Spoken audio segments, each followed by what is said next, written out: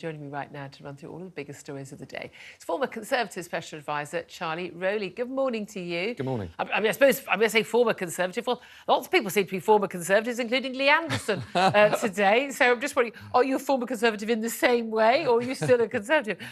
What do you make of the news that happened while we were on air here yesterday? Lee Anderson already ousted as an MP from the Whip after comments he made about Sadiq Khan, which we discussed a million times on the show, and obviously resigned himself as sort of deputy chairman of the Tory party to vote on the Rwanda bill as he chose. He's now just said, I'm out of here, I'm going to Reform UK. He says, I want my country back. He says what he says and what his views aren't controversial. They're actually proper Conservative values, and that is where the future of the country is with Reform UK. I've written a column in The Sun saying, well, today that I think Rishi Sunak should learn some lessons from Lee Anderson. What do you make of what does it tell us about the future prospects of the Tory party that an MP has defected? Well, I think it's sad. I think it's sad that Lee's gone because he had a brilliant contribution to make. And whatever he says, even if he might not have always been able to say it in the right way... it sounds like I've actually got a shadow... I've got a cabinet minister on. I don't know if that's a thank you that's or literally not. The Downing Street party line, I don't know whether that's a compliment or... Are you reading that? Yeah. But it's true because I think, look, you know, even though he talked again, yes, you're absolutely right about saying, you know, he wanted his country back.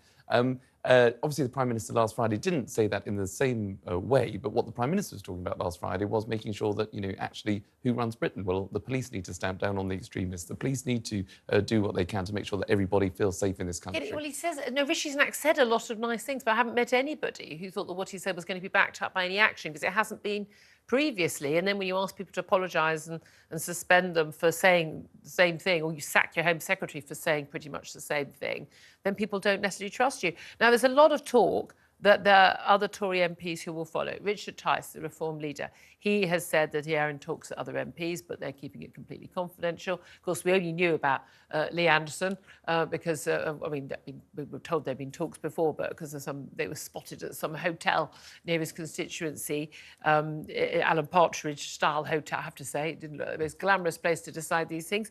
But there was talk of other MPs following.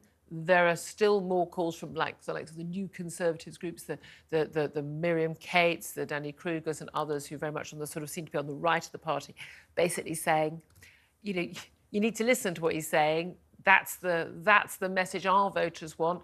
He's speaking up for Red Wall voters and our voters, and others may follow suit. Do you think others will follow suit? And how many can Rishi Sunak lose before there's an issue?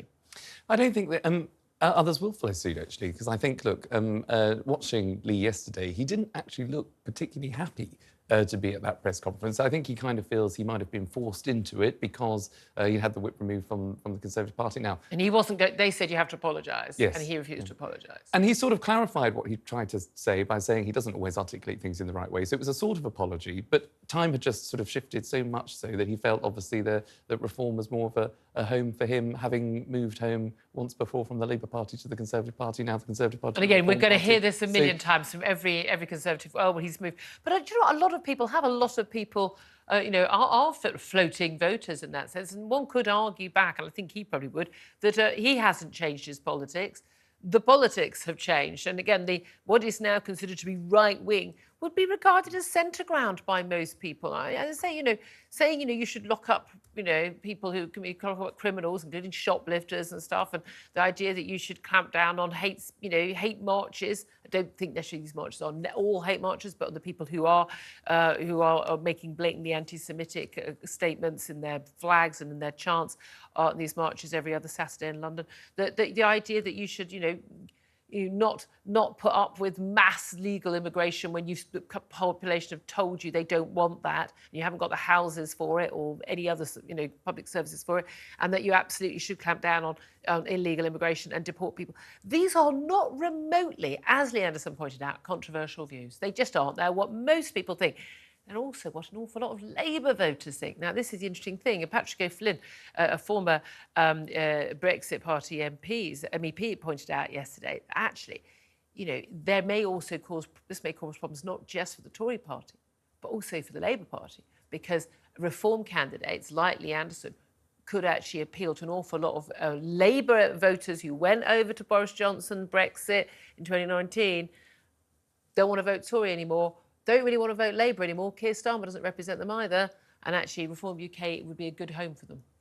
I think that's absolutely right because, people voted for Boris Johnson's Conservative Party in 2019 because it was a message of getting Brexit done, in red wall constituencies in particular where they felt that the Labour Party had left them behind, but also that Westminster wasn't working for them. But also, people keep forgetting, he was up against Jeremy Corbyn.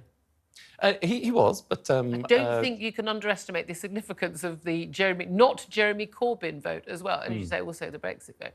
But you think things are different. So what do you think is going to happen? I mean, the question I'm asking our audience today about Lee Anderson's defection to Reform, with reports that up to 10 more Tory MPs could follow, it probably won't be that many. I mean, there's also an awful lot of talk about votes of no confidence letters of no confidence going into Graham Brady at the 1922 committee as well. Another leadership bid, another bid to get rid of depose another Prime Minister. I want to know, what would you do if you were a Tory MP? Love to hear your thoughts on this. Give us a call on 0344 499 1000, text 87222, or get in touch on X at TalkTV. Calls are charged at the national rate. Text costs £1, standard network rate message. What would you do if you were a Tory MP right now?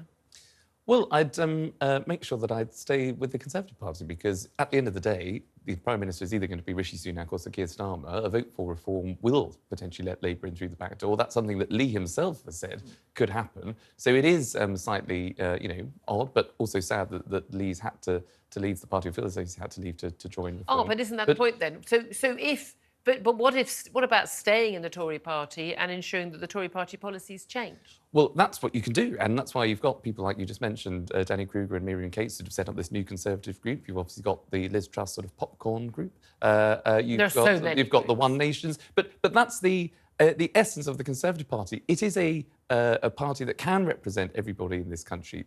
Compromise, as Theresa May used to say, isn't a dirty word. So I think sometimes, when politicians feel in the heat of the moment when it gets to a general election, when they feel as though actually they might be losing their seats or there's going to be rough, choppy shores ahead, people do become more vocal in their views. But we've got to recognise that in order to maintain a Conservative government, you've got to compromise and you've got to represent North and South and the Midlands. Again, I think a lot of voters would get that, and a lot of MPs would get that, but also there comes a point when, compromise, when people say, let's have a compromise between Brexit and Remain. No, there isn't a compromise. You're either inside the EU or not in the EU. What's the compromise on legal migration? OK, you're either going to have all these people in the country or not. What's the compromise on a trebling of legal migration and net migration into this country?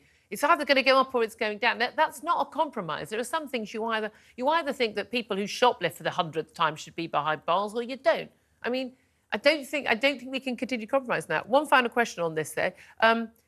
Should Lee Anderson resign to hold a by-election? He previously has actually supported a bill in Parliament, which didn't go through, but to actually say that if you change parties, if you cross the floor, you should resign and hold a by-election because you've been elected effectively under false pretences.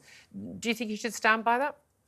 I think you probably should. If that's what you say you're going to do, then you should probably do it. I do sympathise a little bit with the timing, as we know there's going to be a general election this year.